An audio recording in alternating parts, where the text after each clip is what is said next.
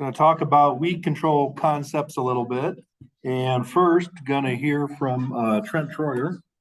And Trent's an organic grower in Apple Creek in northeastern Ohio, north central Ohio.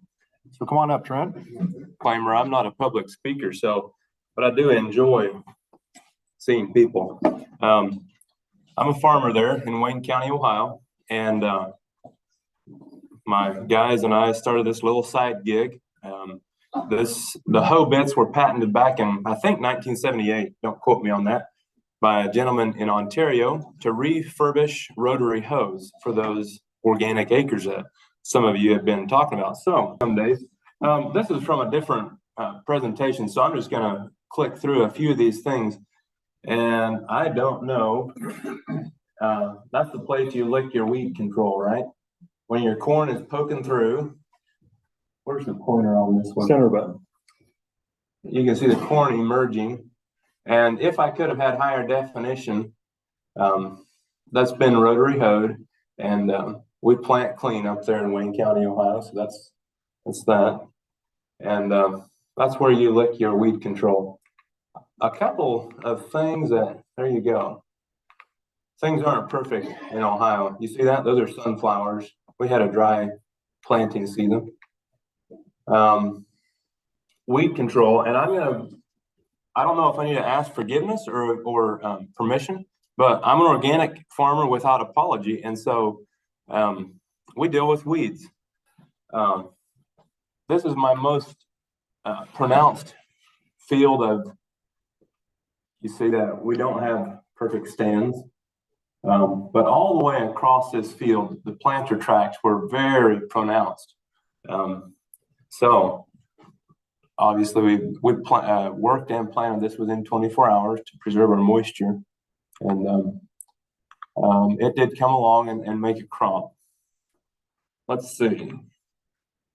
These soybeans, as far as weed control, this year I didn't plant any I did not cultivate any soybeans. These are food grade soys planted into, let's see, we did some tillage and planted our soybeans the same day we planted about 3 bushels of wheat, broadcast wheat, and went in and also planted our soybeans.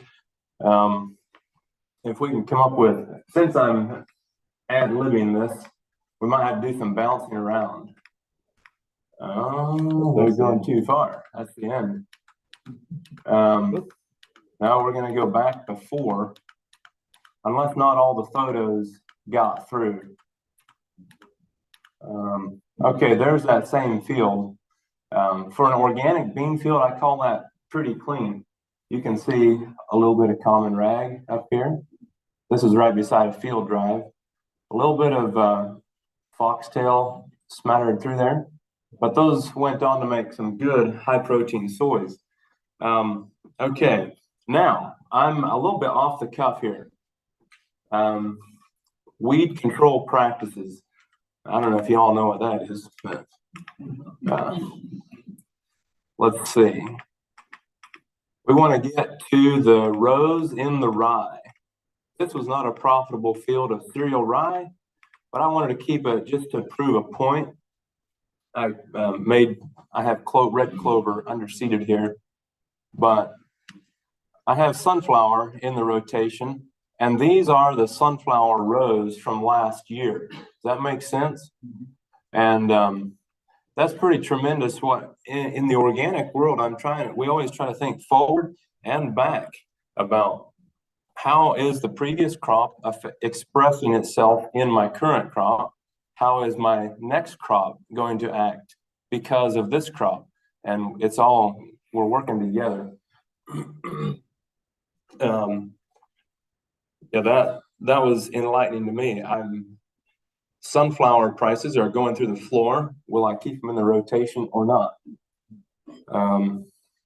Okay, we're bouncing around here.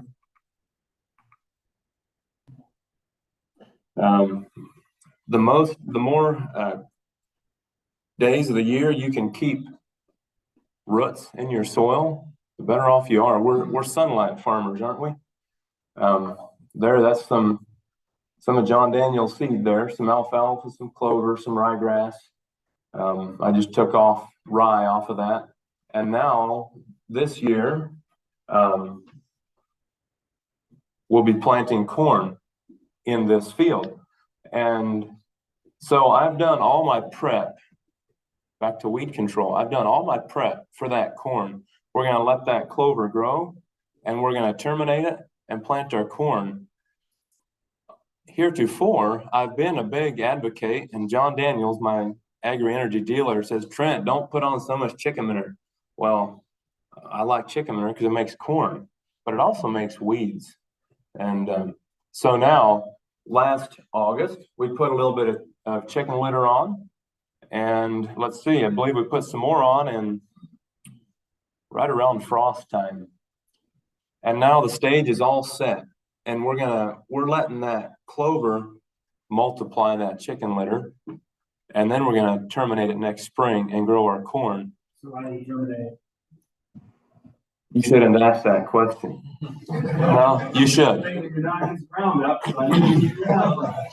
I figured if I used a fancy word like terminate, why then maybe you wouldn't think I was so organic.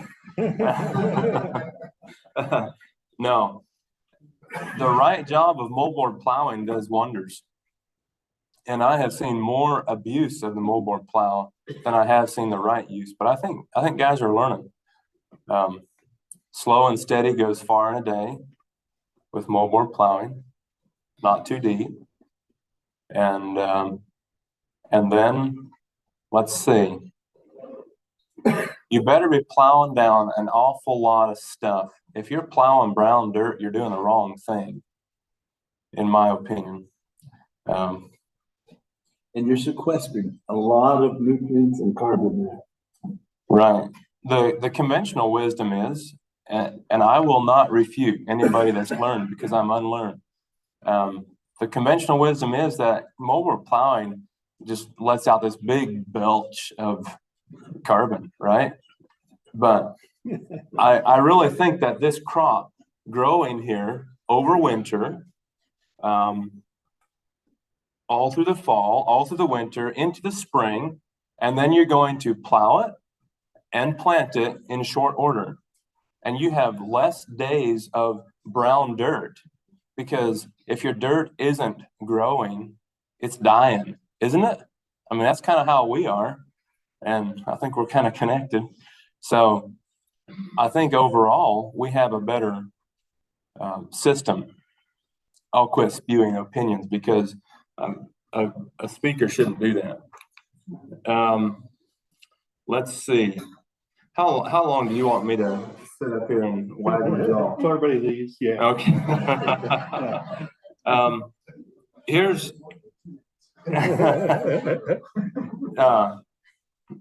in closing, keep it simple. I really enjoyed Mr. Little's all of his products and things. I think those are great tools we can use. But then I would like to reiterate that we keep it simple. Let's not lose sight of the forest for the trees. And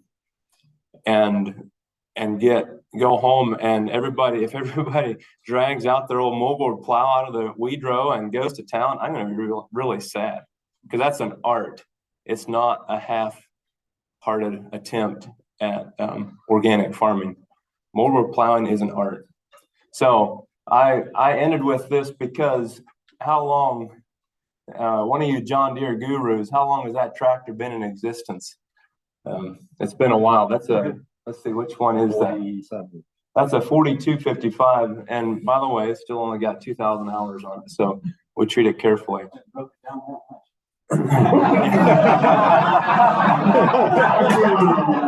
Wow, he must be a rep man. They are few and far between. I've only had it 5 years. So keep it simple, and I appreciate your time. Good luck.